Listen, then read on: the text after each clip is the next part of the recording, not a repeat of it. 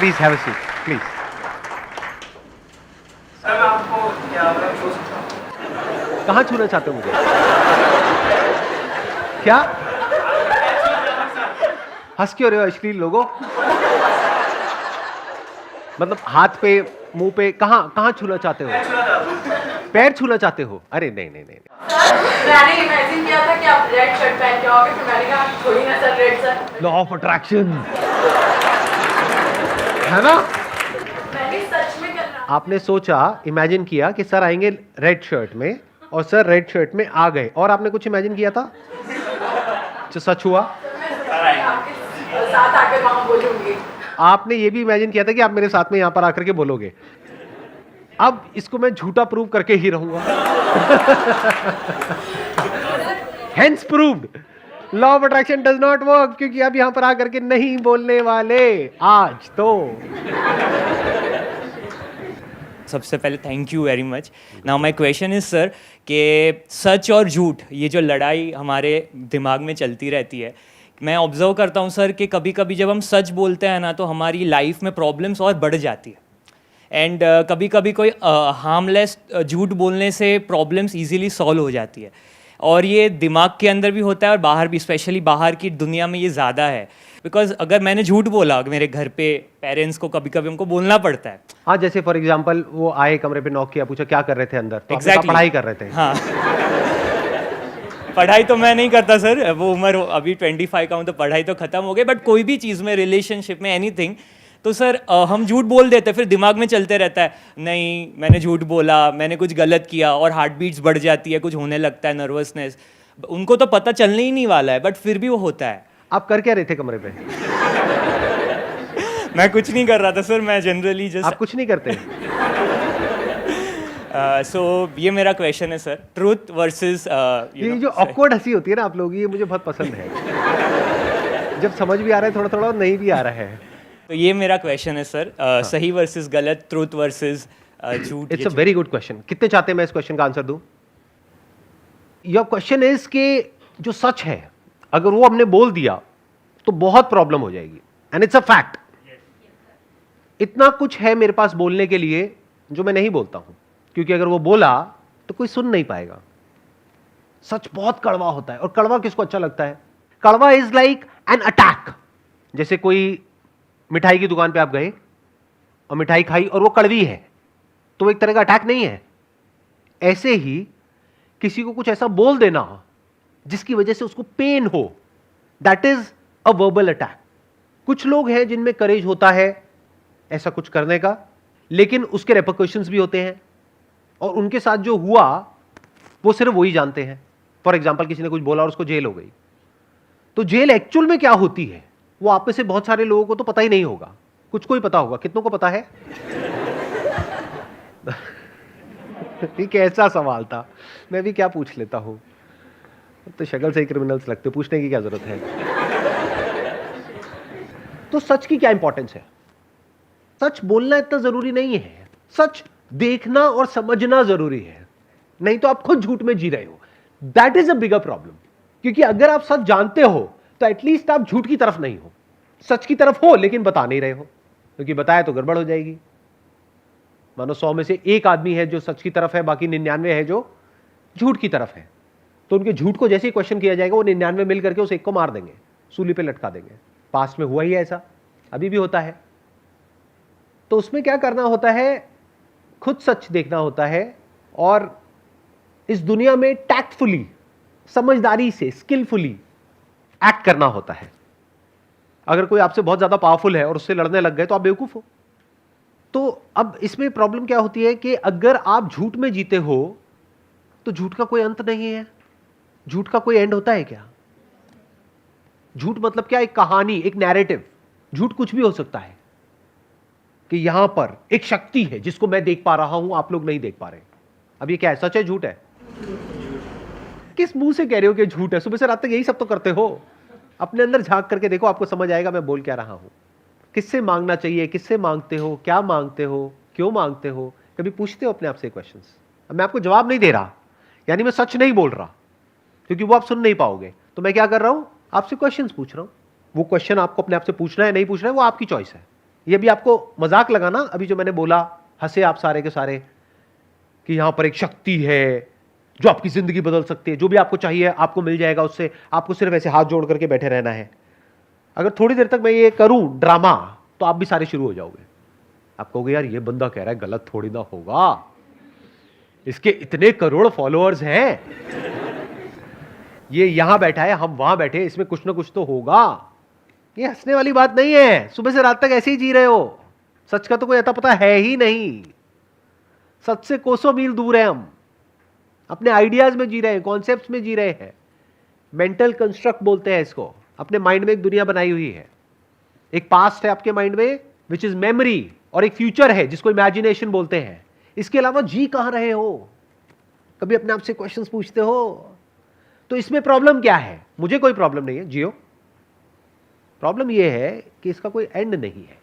फिर आप यहां पर आकर के क्वेश्चन पूछोगे कि सर ये जो हमारा माइंड है वो बहुत ही रेस्टलेस है, ओवर थिंकिंग चलती रहती है, ऐसे ऐसी फीलिंग्स उठती रहती है, ऐसे ऐसे इमोशंस आ जाते हैं जिसकी वजह से मेरी लाइफ बहुत कॉम्प्लिकेटेड हो जाती है। मेरे पास में सब कुछ है, यानी एक टाइम पर सोचता था कि एक अच्छी सी जॉब हो जाएगी तो मजा आ जाएगा, ये हो जाएगा वो हो जाएगा, आज सब कुछ है, लेकिन इस माइंड ने धज्जियां उड़ाई हुई है लाइफ की।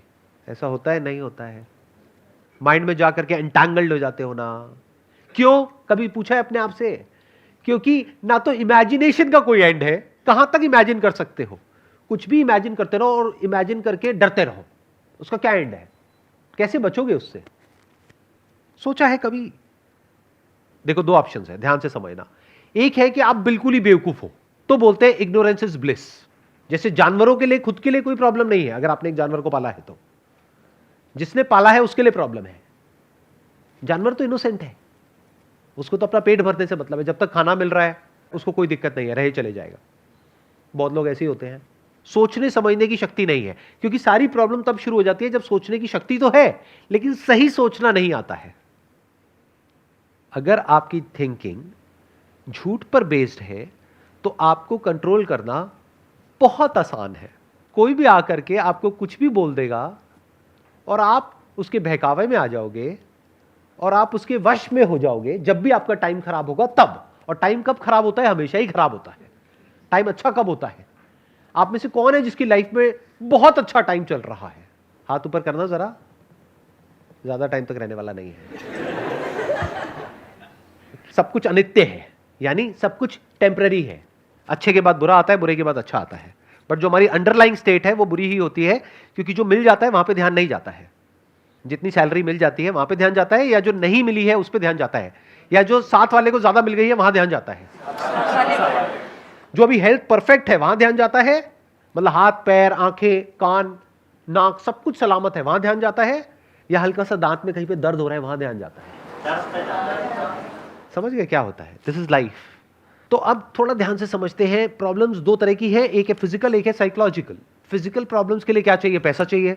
कैसे चाहिए? वो आप अपनी कैपेबिलिटी देखो, अपना फैमिली बैकग्राउंड देखो, अपनी सिचुएशन देखो, खुद सोल्यूशन निकालो। उसमें मैं या मेरे जैसा कोई भी कुछ नहीं कर सकता, और जो आकर के आपको कह रहा है कि मैं आपकी लाइफ बदल दूंगा, तो वो आपको बेवकूफ बना रहा है। इस बात को समझ जाओ, जितनी जल्दी समझ सकते हो उतनी जल्दी, क्योंकि कोई भी आपको पैसा कमा करके नहीं देगा। आपकी बड़ी गाड़ी आए ना आए, उसकी बड़ी गाड़ी पक्की है अगर आप उसकी बातों में आ गए तो ये दुनिया बहुत ही कनिंग है, बहुत सेल्फिश है, पूरी तरह से अंदर से करप्ट है। करप्शन आप लोगों की, हमारी सबकी नस नस में दौड़ रहा है। यहां पर कितने हैं जो गवर्नमेंट जॉब की तैयारी कर रहे हैं? चलो मान लेते हैं कि अभी आप तैयारी कर रहे हो और आपकी गवर्नमेंट जॉब लग जाती है। वहां पर कुछ बहुत गलत होते हुए देखते हो, जिसकी वजह से लोग मर रहे हैं।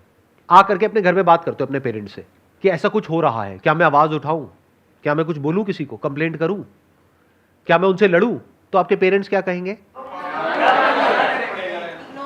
इग्नोर कर दो, क्या फर्क पड़ता है, अपने काम से काम रखो। तो क्या आपके पेरेंट्स करप्ट नहीं है? तो वो जो आपके सबसे क्लोज है इस दुनिया में, वो जिन पे आप ब्लाइंड ट्रस्ट कर सकते हो, अगर वो ही करप्ट है तो बाकी दुनिया का तो छोड़ ही दो, बाकी दुनिया तो बेच के खा जाएगी आपको।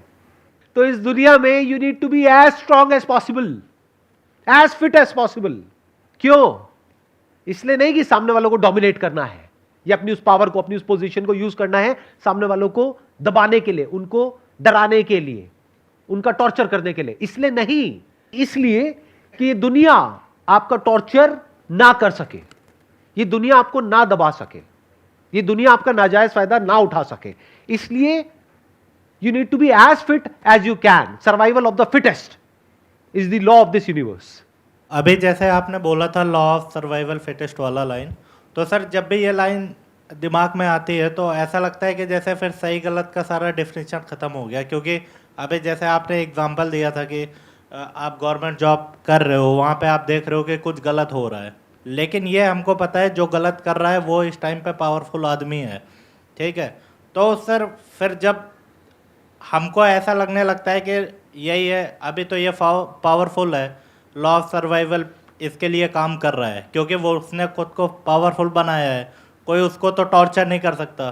तो ऐसा लगता है कि सर फिर हम भी यही सब करें जो ये कर रहा है, हम यहाँ पे पहुँचे तो हमारे लिए भी लॉ ऑफ सर्वाइवल काम करेगा। सर्वाइवल ऑफ द फिटेस्ट मतलब क्या? कि आप इतने कैपेबल हो कि आप कुछ भी करके कहीं से भी कितना भी पैसा कमा सकते हो, तब आप एक्चुअल में कैपेबल हो। अगर किसी पे डिपेंड हो तो आप कैपेबल कहां हो? तब तो आप कठपुतली हो। कड़वा है लेकिन सच है। सर्वाइवल ऑफ द फिटेस्ट बिल्कुल लेमैन लैंग्वेज में बोला जाए। महाभारत देखी है आप सबने? कितनों ने देखी है? हाथ ऊपर करो। सबने देखी है। उसमें दो वर्ड्स के बारे में आपने सुना होगा, धर्म और अधर्म। एंड में जीत हमेशा सच की होती है, सच की होती है, धर्म की होती है। ऐसा क्यों? अगर आप एक सही रास्ते पे चलोगे लाइफ में तो आपका माइंड इस लायक होगा कि आप लाइफ की जो हायर पॉसिबिलिटीज है, जो हायर लेवल की नॉलेज है, उसको समझ पाओगे। अगर गलत होगे या गलत लोगों के साथ में जुड़े हुए होगे तो धीरे धीरे आप भी वैसे ही हो जाओगे। तो अगर कोई सही बात भी करेगा तो आपको समझ ही नहीं आएगी। तो अगर आप अधर्म के साथ रहे तो कीड़े मकोड़ों की तरह जियोगे और कीड़े मकोड़ों की तरह मरोगे। आप चाहे जियो चाहे मरो, उससे किसी को कोई फर्क नहीं पड़ता है। अब अगर आप धर्म की तरफ हो तो क्या होता है?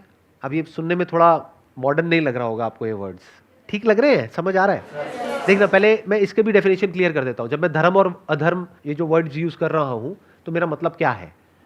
धर्म आज की डेट में लोग बोलते हैं रिलीजन। अरे रिलीजन की बात नहीं कर रहा हूं। धर्म का मतलब होता था आज से हजारों साल पहले लॉज ऑफ द यूनिवर्स। उसके हिसाब से चलोगे तो आप धर्म के रास्ते पे चल रहे हो, लॉज को वायलेट करोगे तो अधर्म के रास्ते पे चल रहे हो। सबसे बड़ा लॉ क्या है इस यूनिवर्स का? औरों के साथ में वैसे ही एक्ट करो जैसे आप चाहते हैं कि वो आपके साथ में एक्ट करें। ये धर्म का एसेंस है कि अगर आप चाहते हो कि आपसे कोई तमीज से बात करे तो आपको औरों से तमीज से बात करनी है। आपको दुनिया के साथ में वैसे ही एक्ट करना है जैसे आप चाहते हो कि दुनिया आपके साथ में एक्ट करे, अगर आप उस सिचुएशन में हो तो। यह धर्म है। जो आदमी सही रास्ते पे चल रहा होता है उसके अंदर डर नहीं होता है, उसकी सेल्फ एस्टीम हाई होती है, वो सेंसिबल होता है, वो ये समझ सकता है कि सही क्या है गलत क्या है, इसके बीच में वो फर्क देख सकता है। इस फर्क को देखने को इंटेलिजेंस कहते हैं, यानी वो इंटेलिजेंट होता है, वो वाइज होता है। तो जो इंसान इंटेलिजेंट है, वाइज है, वो जो हमारे स्क्रिप्चर्स है, वेद है, उपनिषद है, उनको समझ सकता है। कहते हैं ना एंड में जीत हमेशा धर्म की होती है, सच की होती है। तो जीत क्या है और हार क्या है जिंदगी के मकसद से? कौन जीता कौन हारा? करोड़ों अरबों लोग आए आपके जैसे इस दुनिया में, आए और चले गए, किसी को कोई फर्क पड़ा? तो उसमें से कौन जीता कौन हारा? सोचो, कभी दिमाग लगाओ इस तरीके से मेरे प्यारे खचरो। सोचते क्यों नहीं हो? बिजी हो क्या अपने चिंदी कामों में? थोड़ा तो वक्त निकालो ना अच्छी चीजें सोचने के लिए। कौन जीता इस जिंदगी में और कौन हार गया?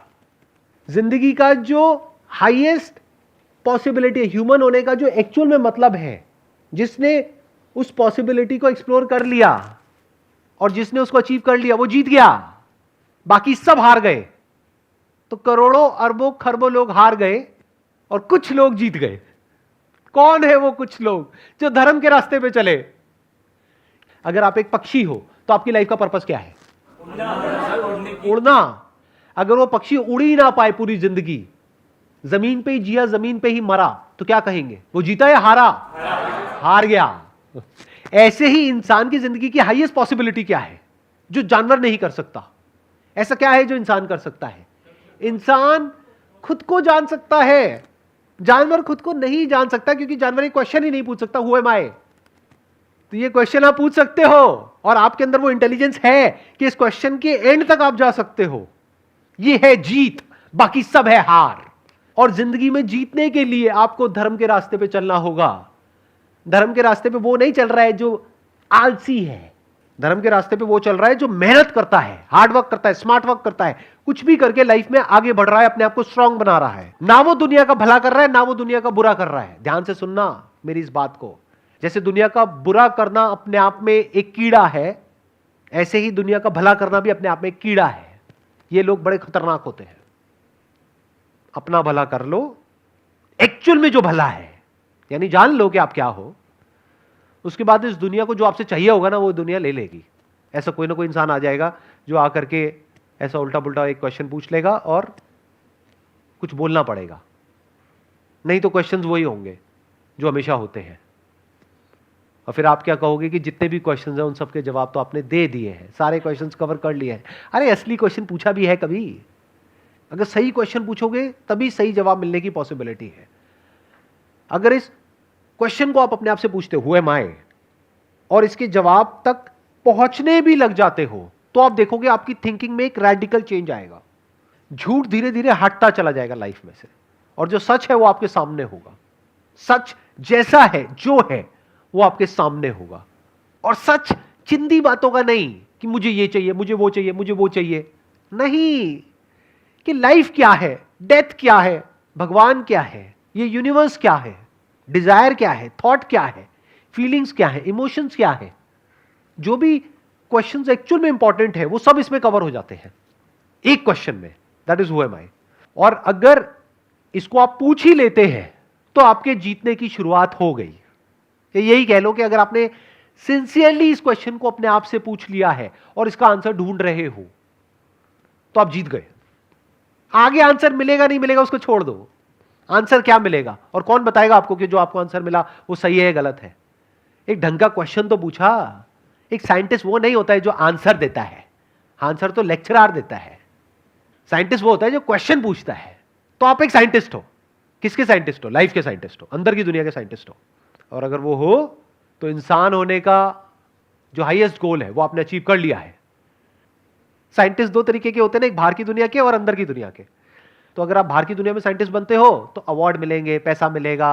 अंदर की दुनिया में साइंटिस्ट बनते हो तो उससे क्या मिलता है?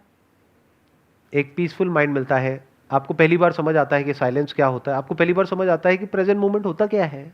आपको समझ आता है कि मैं वो नहीं हूं जो मैं खुद को समझ रहा था। मैं कोई चिंदी आदमी नहीं हूं इस इतने बड़े यूनिवर्स में। ये पूरा यूनिवर्स मुझ में है। ये बातें बोलने में भी मुझे अजीब लगता है क्योंकि मुझे पता है सब ऊपर से जाएगी। Wish you all the best. Pleasure meeting you all. Thank you so much.